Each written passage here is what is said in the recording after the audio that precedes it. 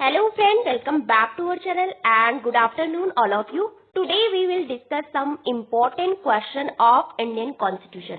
आज की इस वीडियो में हम भारतीय संविधान यानी पॉलिटी से संबंधित कुछ इम्पोर्टेंट क्वेश्चन सॉल्व करने वाले हैं जो कि काफी इम्पोर्टेंट है, लगातार आपके पूछे जाते हैं। तो यहाँ पे हम सॉल्व करेंगे कौन कौन से प्रश्न जो कुछ आपके पार्ट से होंगे, यानी भारतीय संविधान में जो पार्ट्स आपके दिए गए हैं उनसे संबंधित है, कुछ आपकी जो शेड्यूल यानी जो अनुसूचियां हैं उनसे संबंधित है और कुछ जो इम्पोर्टेंट आर्टिकल है आपके उनसे संबंधित है। तो करते हैं अपने सीरीज को शुरू। तो यहाँ पे आपका पहला क्वेश्चन दिया गया है जो कि जो अनुसूची है उससे संबंधित है। तो फर्स्ट क्वेश्चन है आपका, which of the following language were added in the 8th schedule later through amendment, यानी 8वीं अनुसूची में बाद में निम्नलिखित में से कौन सी जो भाषा है, जो लैंग्वेज है आपकी अमेंडमेंट यानी संशोधन के द्वारा जोड़ी गई। तो फर्स्ट ऑप्शन है आपका सिंधी, इंग्लिश, मराठी, संस्कृत। दूसरा है आपका संस्कृत, सिंधी, कोंकणी, मणिपुरी। तीसरा है आपका सिंधी, कोंकणी, मणिपुरी, नेपाली। चौथा है आपका मराठी, ओडिया और कोंकणी, नेपाली। तो इन सब में से कौन सी जो भाषा है वो आपकी अमेंडमेंट यानी संशोधन के द्वारा बाद में ऐड की गई थी, मूल संविधान में आपकी नहीं थी। मूल जो अनुसूची है 8वीं अनुसूची, तो वो था आपका option number 3 is your right answer, Sindhi, Konkani, Manipuri, Nepali. और बहुत सारी भाषाएं जो है बाद में जोड़ी गई। चलो देखते हैं कौन कौन सी है। तो सबसे पहले हम बात करते हैं जब अपने मूल संविधान की यानी ओरिजिनल कॉन्स्टिट्यूशन की, तो वहां पे हम बात करते हैं 8वीं अनुसूची की। तो वहां पे आपके केवल 14 भाषाएं थी प्रारंभ में, जब हमारा कॉन्स्टिट्यूशन जो है आपका लागू हुआ था। तो केवल कितनी भाषाएं थी? 14। तो बाद में क्या हुआ, एक अमेंडमेंट होता है आपका जो भाषाओं से रिलेटेड था, तो उसका नाम है 21वां कॉन्स्टिट्यूशन अमेंडमेंट 1967। तो वहां पे सिंधी भाषा को ऐड किया जाता है। फिर आपका दूसरा अमेंडमेंट होता है 71 कॉन्स्टिट्यूशन अमेंडमेंट 1992। तो यहाँ पे आपका KMN यानी कोंकणी, मणिपुरी और नेपाली भाषा को ऐड किया जाता है। 3 भाषाएं आपकी यहाँ पे जोड़ी जाती है, पहले 1 जोड़ी जाती है, फिर 3 आपकी जोड़ी जाती है और लास्ट में आपकी 4 भाषाएं और जोड़ी जाती है 92 कॉन्स्टिट्यूशन अमेंडमेंट के द्वारा। अगर हम 21 और 71 को प्लस करते हैं तो वहां पे हमारे पास कितना आता है? 92। तो 92 जो कॉन्स्टिट्यूशन अमेंडमेंट हुआ था आपका 2003 में, तो उससे आपकी BDMS यानी बोडो, डोगरी और आपकी मैथिली और संथाली भाषा जोड़ी गई थी बाद में 2003 में। तो ये हमारी जो अब भाषाओं की संख्या है कॉन्स्टिट्यूशन में वर्तमान समय में 8वीं अनुसूची में कितनी है? टोटल 22 भाषा। पहले कितनी थी आपकी? 14। तो अगर हम बात करें कि कौन सी भाषा जो है आपकी 8वीं अनुसूची में नहीं है, तो वहां पे एक अंग्रेजी भाषा यानी इंग्लिश जो लैंग्वेज है वो आपकी 8th शेड्यूल में मेंशन नहीं है और राजस्थानी भाषा भी वहां पे आपकी नहीं है। तो ये आपका ऑप्शन में पूछा गया था कि निम्नलिखित में से कौन सी भाषा आपकी 8वीं अनुसूची में नहीं है, तो वो इंग्लिश और राजस्थानी वहां पे आपकी नहीं है। मूव करते हैं अपने आज के सेकंड क्वेश्चन पे। ये है आपका पार्ट से रिलेटेड क्वेश्चन।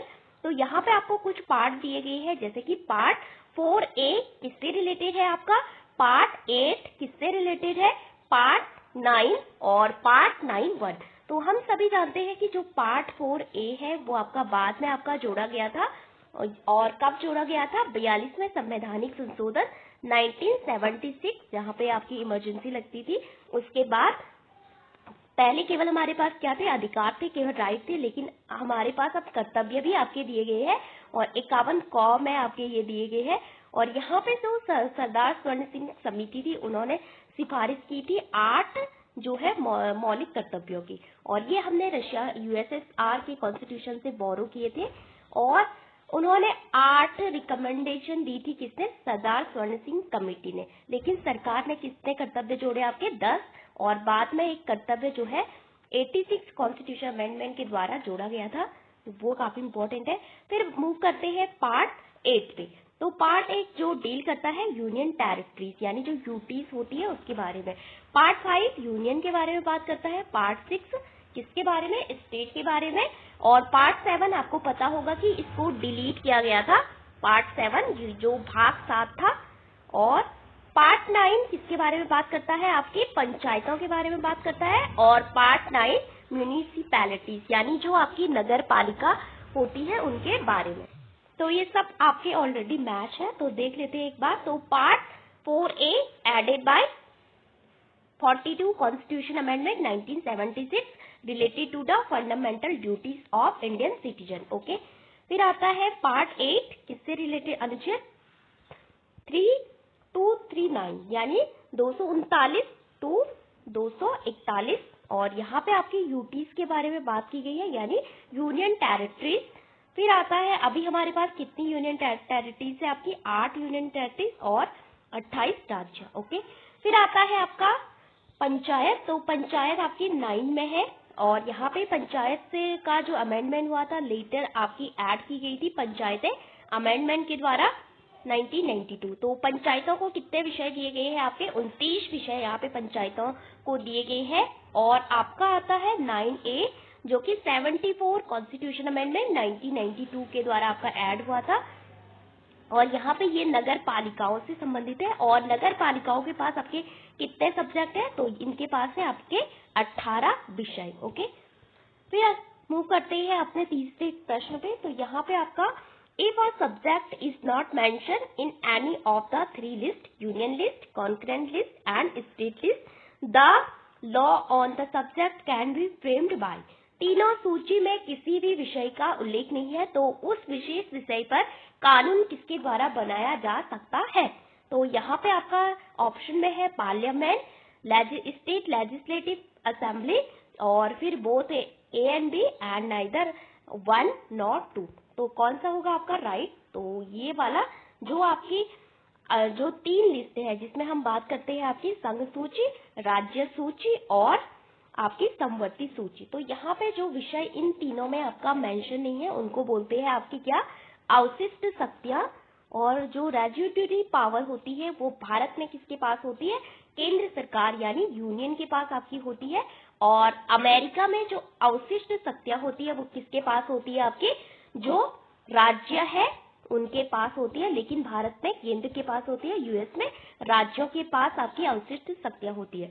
तो जब हम लिस्ट की बात करते हैं तो हमारी जो 7वीं अनुसूची है वहां पे आपका कुछ लिस्ट के बारे में बात की गई है और 246 अनुच्छेद है। ये आपका जो 3 लिस्ट की बात करता है और अवशिष्ट शक्तियां 248 आर्टिकल में आपकी दी गई है। तो यहाँ पे आपकी 3 लिस्ट कौन कौन सी है? एक है यूनियन लिस्ट यानी संघ सूची, फिर आता है आपकी स्टेट लिस्ट यानी राज्य सूची, फिर आता है आपका कॉन्करेंट लिस्ट यानी समवर्ती सूची। जब हम मूल रूप से बात करते हैं यानी ओरिजिनल कॉन्स्टिट्यूशन की बात करते हैं तो वहां पे संघ सूची पे आपके कितने विषय थे? यानी केंद्र जो सूची है 97 विषय थे और राज्य सूची में मूल रूप से कितने विषय थे आपके? आपका कितने विषय थे? मूल रूप से आपके 66 विषय थे। और आपका जो समवर्ती सूची है उसमें कितने थे? आपके 47 विषय थे। वर्तमान समय में आपकी इनकी संख्या बढ़ गई, 100 हो गई आपके लगभग। और यहाँ पे आपका 61 हो गए, यहाँ पे से कम किया गया। 5 सब्जेक्ट आपके स्टेट लिस्ट से ट्रांसफर करके यानी स्टेट लिस्ट से किसमें डाले गए? कॉन्टेंट लिस्ट में डाले गए आपके। तो यहाँ पे आपका 43 से 52 हो गए और यहाँ पे आपके कम हो गए स्टेट लिस्ट में।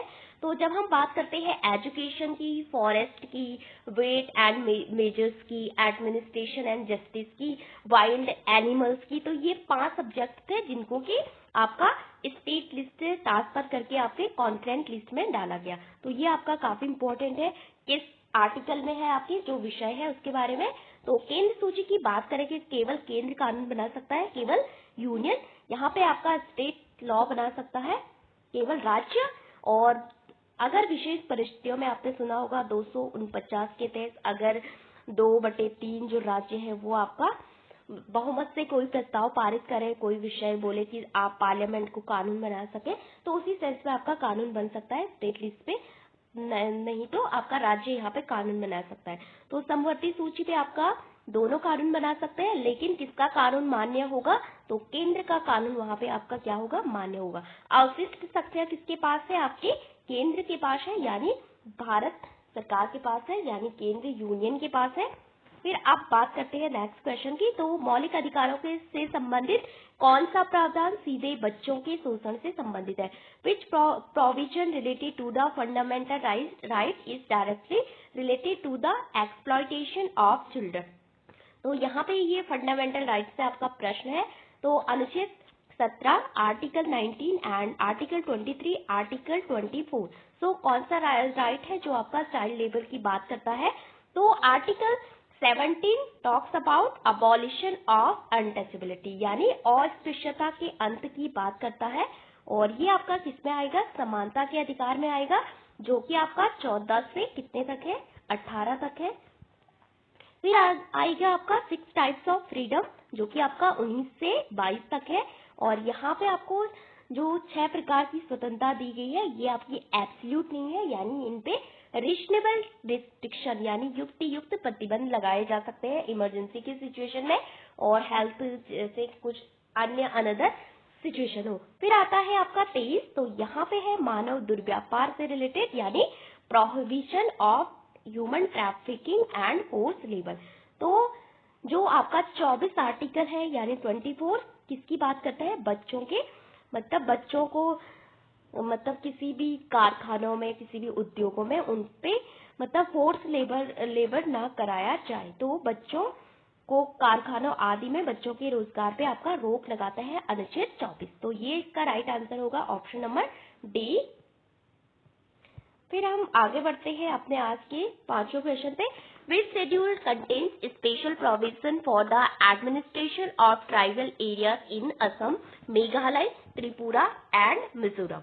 सो यहाँ पे आपका पांचों क्वेश्चन है। असम, मेघालय, त्रिपुरा और मिजोरम में जनजातीय क्षेत्रों के प्रशासन के लिए विशेष प्रावधान किस अनुसूची में है? तो फर्स्ट शेड्यूल में है, या आपका सेकेंड शेड्यूल में है, या आपका थर्ड में है, या आपका 6 में है? तो कौन सा होगा आपका right answer? Option number D.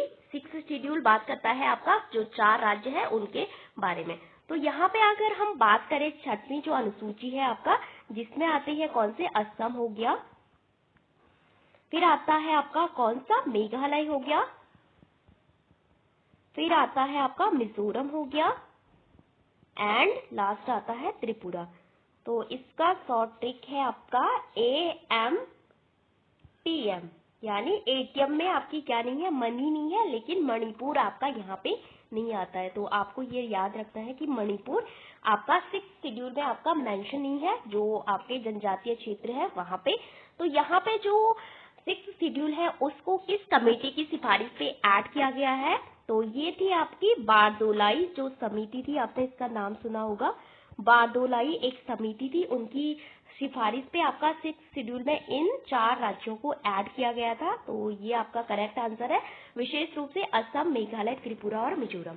फिर आता है अनुच्छेद मतलब शेड्यूल 5 जो बात करता है अन्य राज्यों में अनुसूचित क्षेत्र, जो अन्य राज्य है वहां पे जो अनुसूचित क्षेत्र है उनके प्रशासन के बारे में। फिर आता है आपका first schedule talks about names of state and UTs, यानी राज्य और यूटीज, 28 राज्य और आपका 8 केंद्र शासित प्रदेश।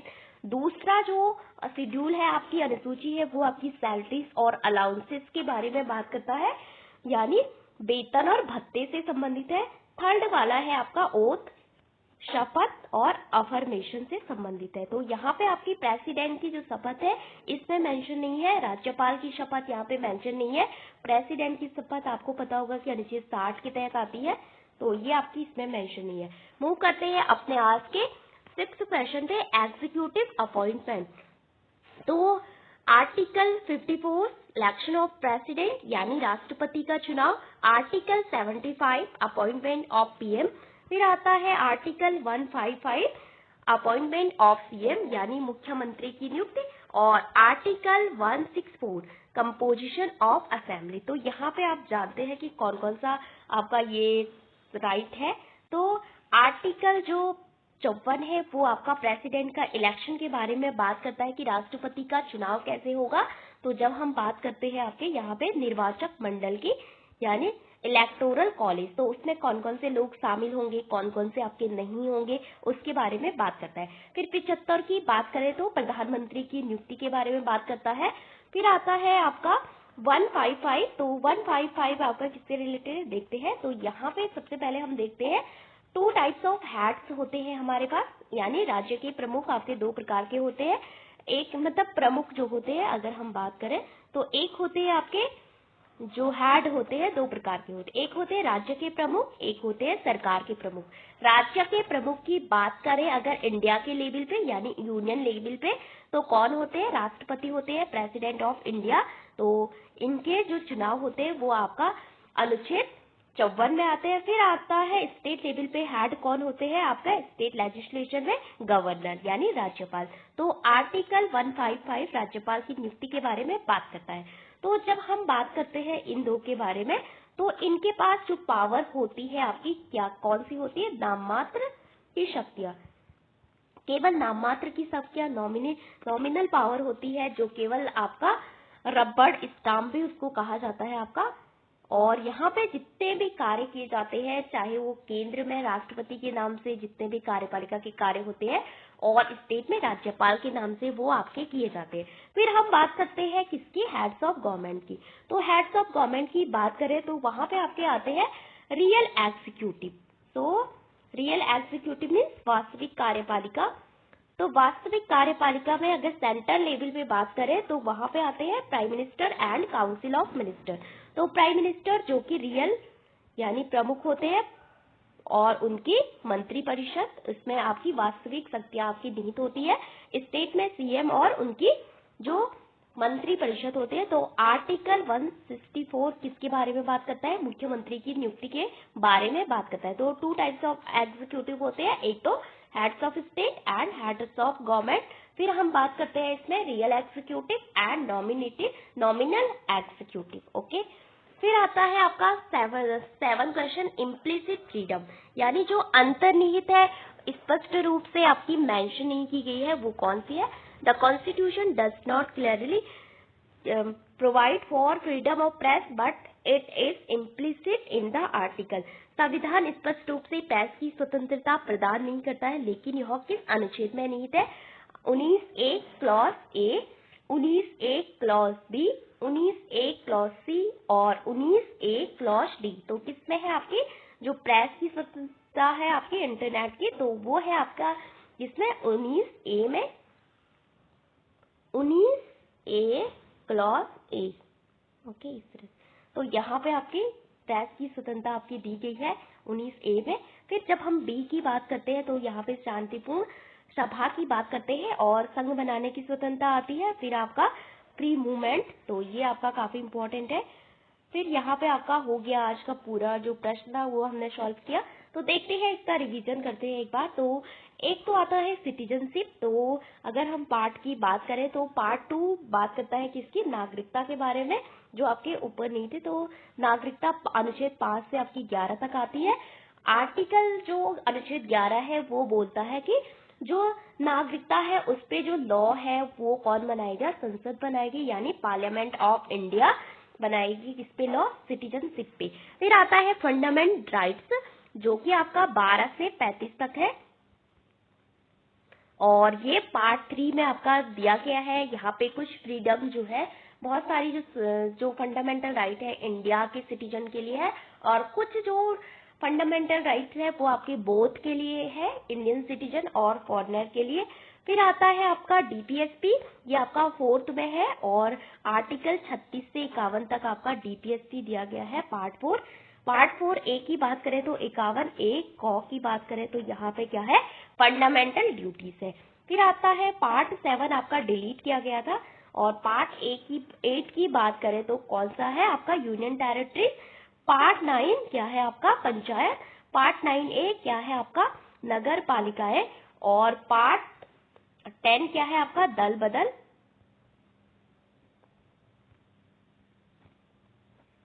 तो ये आपका काफी इंपॉर्टेंट है। और यहाँ पे पार्ट 5 यूनियन की बात करता है आपका। फिर आता है पार्ट 6 जो कि स्टेट की बात करता है। पार्ट 7 आपका यहाँ पे आपका नहीं है। पार्ट 8 में आपकी भाषाएं हैं। फिर आपका देख लेते हैं शेड्यूल। तो शेड्यूल ए हमने बात की थी union and state and UTs. Okay, part 2 में हमने देखा था जो सैलरीज और अलाउंस होती है। पार्ट 3 में हमने देखा था ओथ एंड अफर्मेशन, शपथ।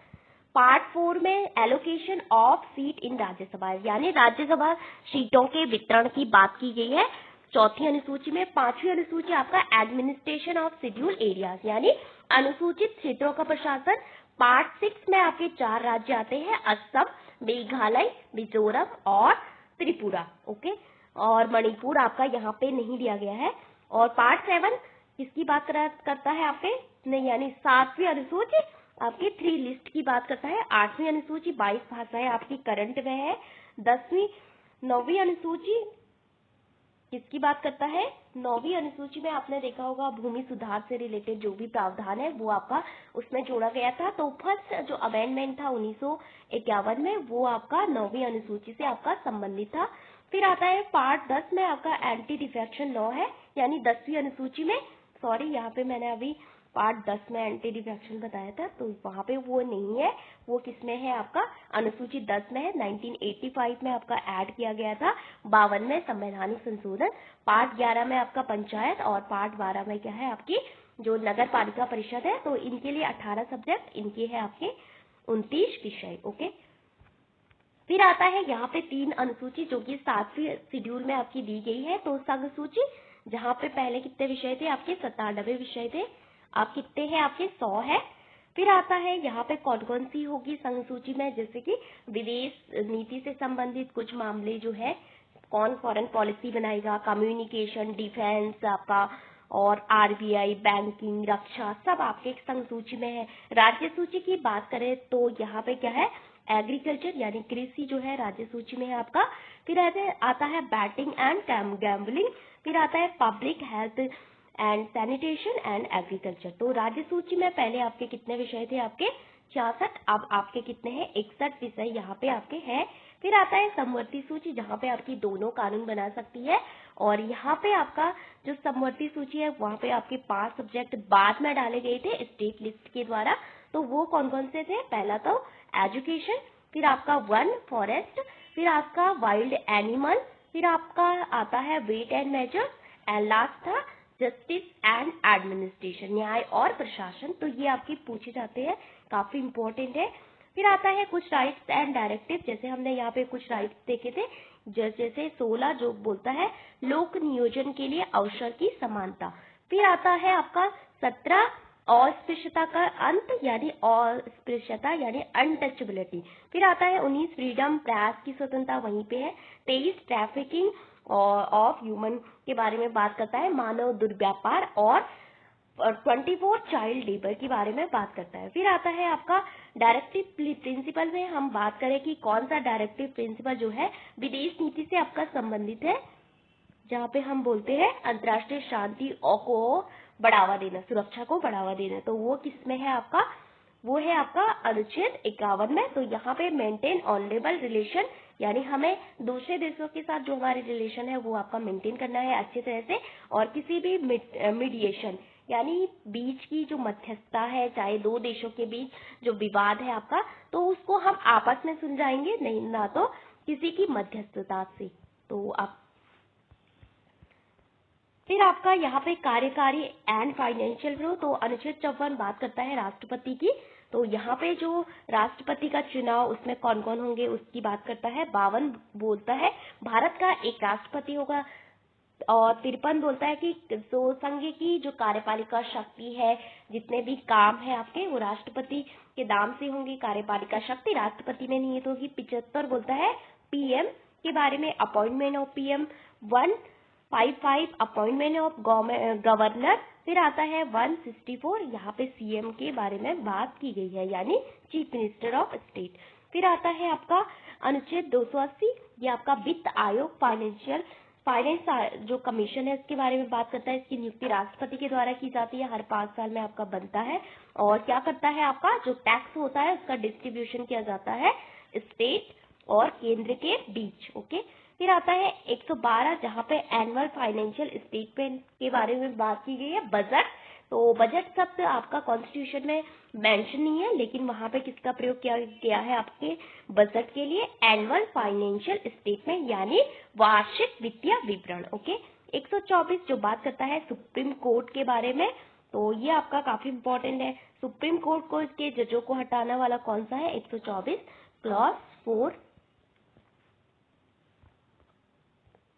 तो आज हमने देखे कुछ इम्पोर्टेंट क्वेश्चन जो कि आपके पाठ, अनुसूची और कुछ इम्पोर्टेंट आपके आर्टिकल से संबंधित है। So thank you for watching this video.